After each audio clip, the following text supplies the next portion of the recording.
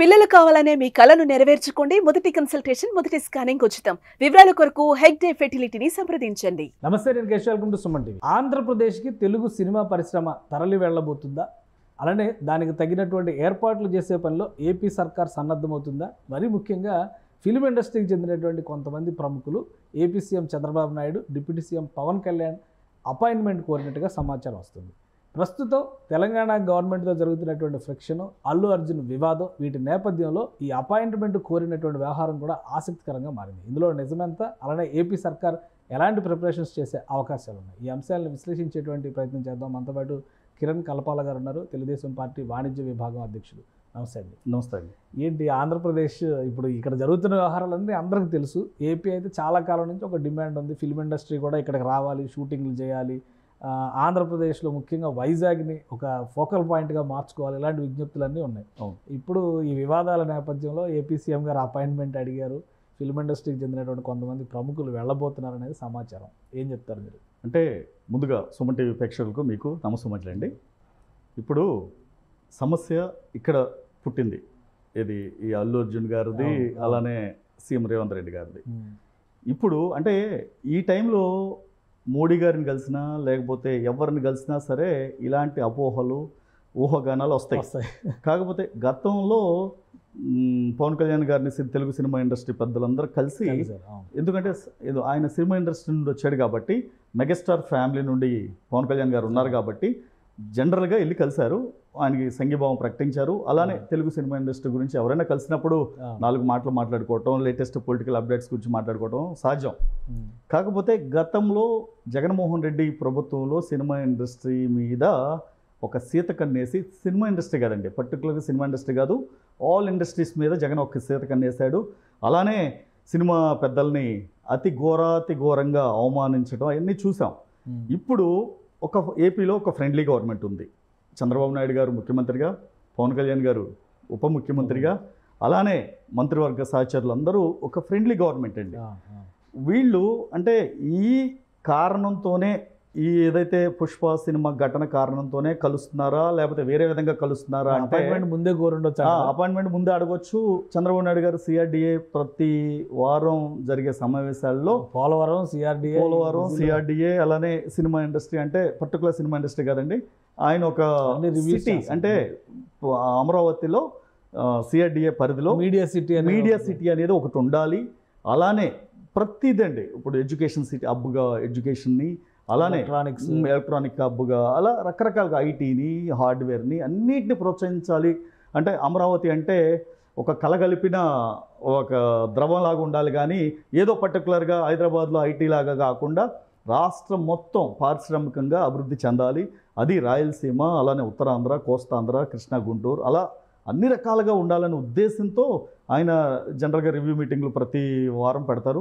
అలానే సిఆర్డిఎస్ సమావేశంలో మీడియా సిటీని ఏ విధంగా డెవలప్ చేయాలి, దానికి ఎన్ని ఎకరాలు కేటాయించాలి, అక్కడ ఏం చేయాలి, అంటే ప్రభుత్వం తరపునే బిల్డింగ్లు కట్టివ్వాలా, లేకపోతే హైదరాబాద్లో ఉన్న ఫిల్మ్ సిటీ లేకపోతే ఫిల్మ్ ఇండస్ట్రీ లాగా అక్కడ వాళ్ళకి ఒక 100 ఎకరాలు 200 ఎకరాలు ఇస్తే వాళ్ళే డెవలప్ చేస్తారనేది జనరల్గా డిస్కషన్, పాలసీ పరమైన చర్చ అలాంటిది ఉంటుందండి. అంతేగాని ఈ విషయాన్ని అక్కడ చంద్రబాబు నాయుడు గారి దృష్టికి, పవన్ కళ్యాణ్ ఒకటంటే మీరు అనేది కరెక్టే కావచ్చు. కాకపోతే ఏంటంటే ఒక 10 రోజులుగా జరుగుతున్నటువంటి ఇన్సిడెంట్స్, పవన్ కళ్యాణ్ గారు నిన్న కాక మొన్న 2 రోజుల పాటు అరకు, పాడేరు ఇటువైపు అంతా కూడా పర్యటన చేశారు. అవును. సో ఇక్కడ చాలా లొకేషనల్ బ్యూటీ ఉంది, మీరు రండి, నేచర్ని ఆస్వాదించండి, ఎక్కడో విదేశాల్లోకి వెళ్ళి షూట్ చేయడం కాదు, మేము కావాల్సిన సౌకర్యాలు కల్పిస్తామని చెప్పని ఆయన అన్నారు. అవును. ఇంకోవైపు తెలుగుదేశం పార్టీ అధ్యక్షులు పల్లా శ్రీనివాస్ ఆయన కూడా ఒక స్టేట్మెంట్ ఇచ్చారు, సినిమా ఇండస్ట్రీ రండి, ఇక్కడికి మారండి, ఇది అదని. వైజాగ్ రండి అనేది ఎప్పటి నుంచో చెప్తున్న మాట. ఆల్రెడీ రామనాయుడు గారు స్టూడియో కట్టారు అప్పట్లోనే.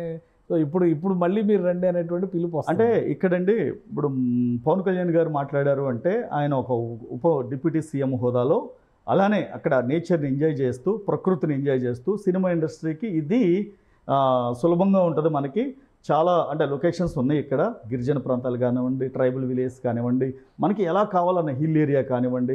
ఇప్పుడు విఎఫ్ఎక్స్ వచ్చిన తర్వాత అండి రియల్ లొకేషన్స్లోనే సినిమా తీయాలని రూల్ ఏం లేదు. ఎందుకంటే గ్రీన్ మ్యాట్ వేసి, ఇప్పుడు మీరు ఏదైతే చేస్తున్నారో ఆ షాట్ని పర్టికులర్గా గ్రీన్ మ్యాట్ వేసి తీసి దానికి విఎఫ్ఎక్స్లో గ్రాఫిక్స్తో యాడ్ చేస్తున్నారు. సో కొద్దిగా రియలిస్టిక్గా తీయాలి అంటే ఈ మధ్య కాలంలో ఎవరు సినిమాలని రియలిస్టిక్గా తీయట్లేదండి. ఎందుకంటే ఒకప్పుడు తీసిన హీరోలందరూ డూప్స్ లేకుండా రియలిస్టిక్గా చేసేవాళ్ళు. బైక్ సీన్లు కానివ్వండి, హార్స్ రైడింగ్లు కానివ్వండి. ఈ రోజున ఒక బొమ్మ హార్స్ మీద కూర్చుని ఓకే బొమ్మ హార్స్ మీద కూర్చుని అది గంటకి 100 మైళ్ళ వేగంతో పరిగెత్తినట్టు ఓకే అవన్నీ విఎఫ్ఎక్స్లో చూస్తామండి. అసలుకి ఇది రియల్ సీనా లేకపోతే ఫేకా డూపా అనేది కూడా తెలియట్లేదు ఎవరికి. సో పవన్ కళ్యాణ్ గారు అన్న మాట ఏంటంటే మీరు రియలిస్టిక్గా వచ్చి లొకేషన్ చూసి ఇక్కడ తీయండి మూవీస్ అన్నారు. కానీ అంతేగాని సినిమా ఇండస్ట్రీ మొత్తం తరలి వచ్చేసేయండి అంటే ఇక్కడ గొడవ జరిగింది కాబట్టి మేము రెడ్ కార్పెట్ వేస్తాం అని ఇది కాదండి. అక్కడ పల్లా శ్రీనివాసరావు గారు కూడా తెలుగు సినిమా ఇండస్ట్రీని మేము ఇన్వైట్ చేస్తామంటే ఆయన పర్సెప్షన్తో అన్నారు అక్కడ. అంటే వస్తే బాగుంటుంది. ఎందుకంటే ఇప్పుడు సినిమా అంటే ఇప్పుడు షూటింగ్స్ అన్ని జరుగుతూనే ఉన్నాయి కదా ఆల్రెడీ వైజాగ్లో కానీ తలకోన ఫారెస్ట్లో కానీ జరుగుతాయండి. అంటే ఇప్పుడు సినిమా ఇండస్ట్రీ అంటే మోర్ దాన్ దట్ ఇంకేం కావాలి. సినిమా ఇండస్ట్రీ అంటేనే ఎంటర్టైన్మెంట్ అండి.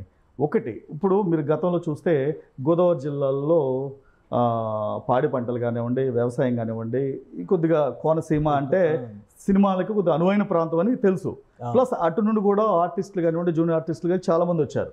సో ఇప్పుడు ఏంటంటే ఈ తెలంగాణలో గత కొన్ని రోజులుగా కొన్ని చిన్న చిన్న సినిమాలన్నీ ఇక్కడే సినిమాలు తీసుకోవటం. ఎందుకంటే బడ్జెట్ అండి ఒకటి ప్రధానమైన కారణం బడ్జెట్.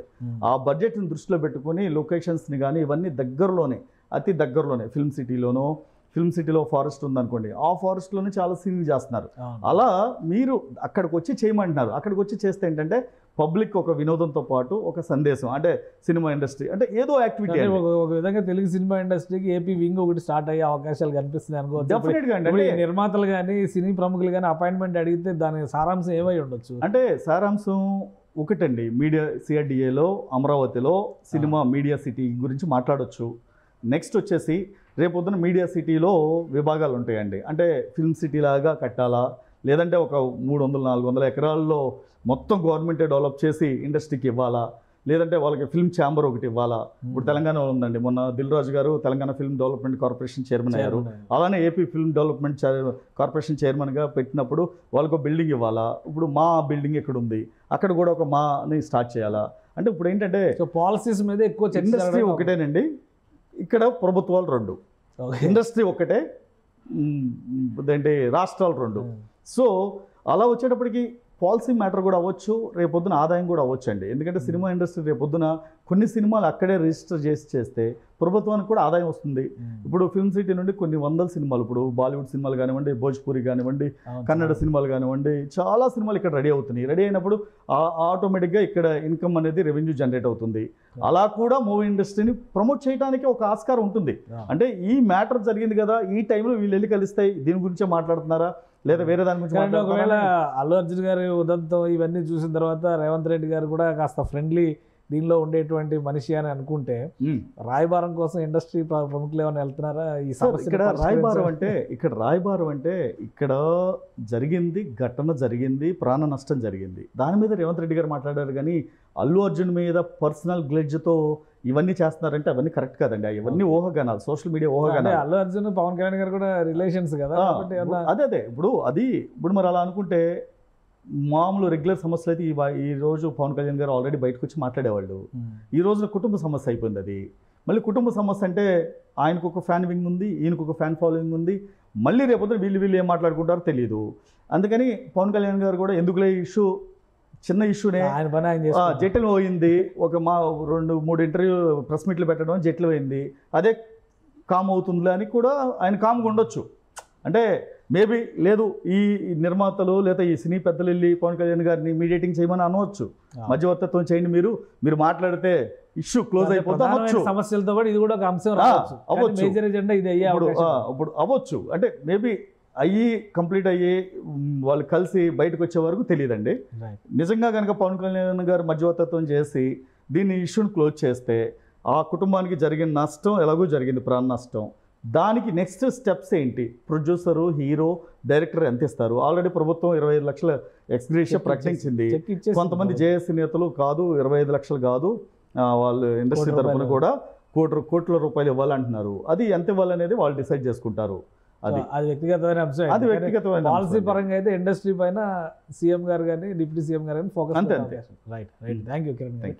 ఇది ఆంధ్రప్రదేశ్లో తెలుగు సినిమా పరిశ్రమని ప్రోత్సహించడం, కావాల్సినటువంటి ఊతం ఇవ్వడం, మరోవైపు అమరావతిలో మీడియా సిటీ, యానిమేషన్ సిటీ ఇటువంటి అంశాలను దృష్టిలో పెట్టుకొని ఒక పాలసీని డ్రాఫ్ట్ చేసేటువంటి పనిలో ఆంధ్రప్రదేశ్ ప్రభుత్వం కూడా కసరత్తు చేస్తుంది. ఈ నేపథ్యంలో సినీ ప్రముఖుల అపాయింట్మెంట్ ఇండస్ట్రీకి సంబంధించినటువంటి పాలసీ డ్రాఫ్టింగ్ పైన ఉండొచ్చని కిరణ్ గారు అంటున్నారు. ఇక అల్లు అర్జున్ వివాదానికి సంబంధించి వ్యక్తిగతమైనటువంటి అంశంగా పవన్ కళ్యాణ్ వద్ద ప్రస్తావించడానికి అవకాశం కూడా ఉండొచ్చు, కానీ అది ఆ స్థాయిలో మాత్రమే ఉంటుంది, కానీ మిగతా అంశాల్లో పవన్ కళ్యాణ్ కూడా ఎక్కువ ఆసక్తి చూపించకపోవచ్చు అని కిరణ్ గారు విశ్లేషిస్తున్నారు. ఇది special discussion. Keep watching. Suman టీవీలో మీ పర్సనల్ అండ్ బిజినెస్ ప్రమోషన్స్ కోసం కింది నెంబర్కి కాంటాక్ట్ చేయండి.